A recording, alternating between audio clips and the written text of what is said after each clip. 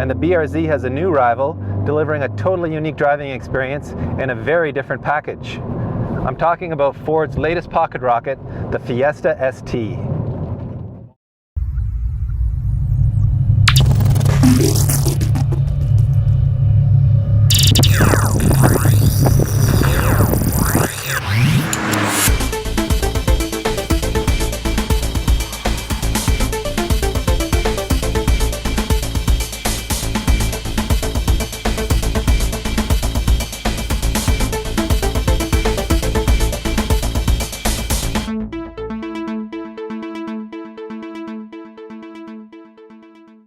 With similar power to weight ratios, let's run down the bench racer stats and see if one of these two cars has an obvious advantage.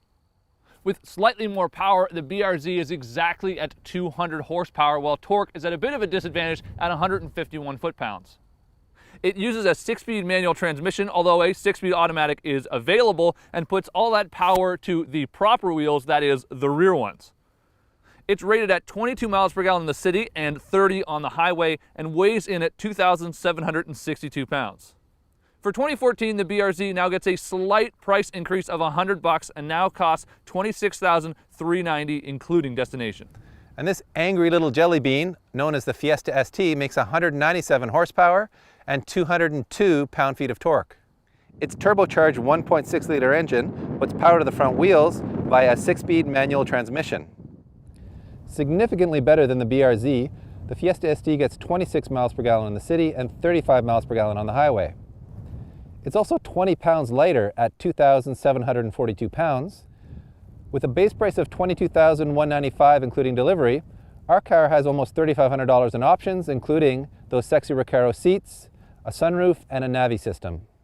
Unlike the Fiesta ST, the BRZ isn't some hopped-up econo box with a factory tuning package put on it. It looks this way and it comes this way straight from the factory. It is a real sports car. It's low, it's long, it has a beautiful hood to it, it's really short in the rear, it's a great coupe profile, it's low to the ground, and it's a proper sports car with that rear-wheel drive. Plus you've got these 17-inch wheels and some semi-high-performance tires. The ST has a unique body kit, including that more aggressive front fascia with a duct straight to the front mount intercooler, as well as these 17-inch wheels which mimic the Focus STs, and a very aggressive summer tire rated at 140. Ours came in this unique shade of molten orange, which I think clashes quite nicely with the red calipers. It's also got a big spoiler out back and is lowered over ½ an inch to give it that nice aggressive stance. A lot of bad things have been said about the interior of the BRZ, and a lot of them are true. I mean, it has a crappy infotainment system, and the interior materials are pretty chintzy, but when it comes to actual performance driving, everything is perfect. I mean, the steering wheel is small, and it's nice and low right in front of you, and you sit really low in the car so you feel connected to it. And then on top of all that, you've got this amazing shifter that just falls to hand, whereas in the Fiesta ST, I mean, it's almost on the ground and you feel like you're seated way up high. This is just a pure machine. I know Colin's probably been ragging on the Fiesta for having a high seating position, something that's fairly typical in a subcompact like this, but these Recaros do go a long way to holding you in here when you're pounding it out on the racetrack.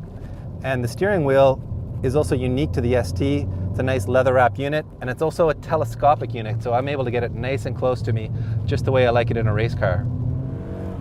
One of the things you have to love about the BRZ is its 4-cylinder boxer engine. There's no turbos on here, and you just have to love the progressive and linear way the power is delivered.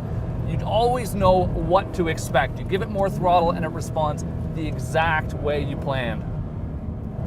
If there's a downside to that, it never feels like it's crazy fast and you never get this huge burst of power.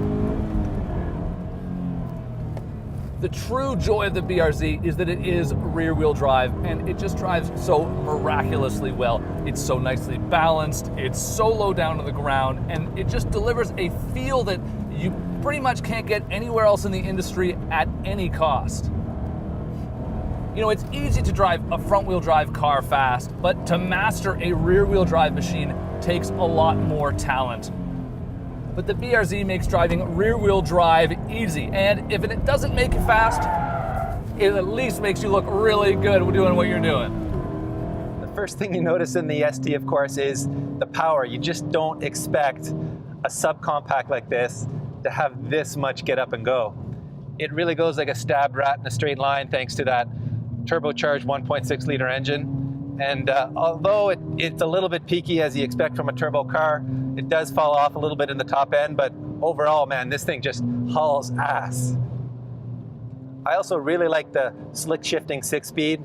The gear lever is a little bit low for my taste, but it's really a nice gearbox. It just finds the gear naturally. You're never questioning it, and it just bangs into the right spot right away. The ultra stiff suspension does make it a little bit jarring.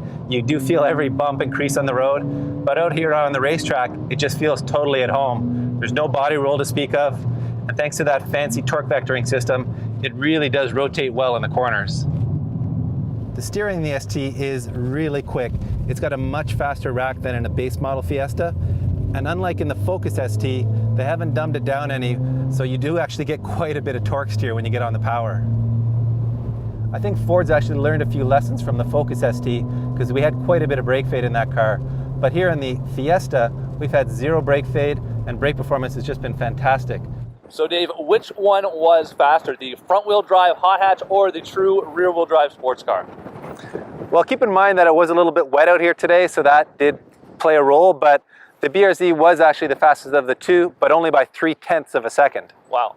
I'll admit, I'm actually a little bit surprised by that because as much as I love driving the BRZ, the first time I got in the Fiesta ST and drove down the front straight here, you just feel that surge of torque, and I was honestly thinking for a while that it's faster. It does feel faster, especially on the street. When that torque hits, it really pushes you back in the seat.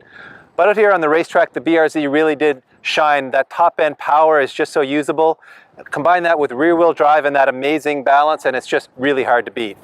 I'm sure a year ago, neither of us would have expected you'd be able to get such a high level of performance and driving fun out of a car that costs even less than the BRZ. I agree, and they really have packed a lot of content into the Fiesta. The drawbacks, of course, being that it's front-wheel drive, and so they've had to make the suspension really stiff to make it corner. You do, however, get some of those great advantages, like it has real functioning rear doors and a hatchback to put lots of stuff in. I really do love the hoonable character of this car. It just urges you to drive it hard. Yeah, it is a ton of fun to get behind the wheel of, and I do love that part of it. I also love the way the car looks, even though it doesn't look like a real sports car. But as we've proven here today, it really can hang with one.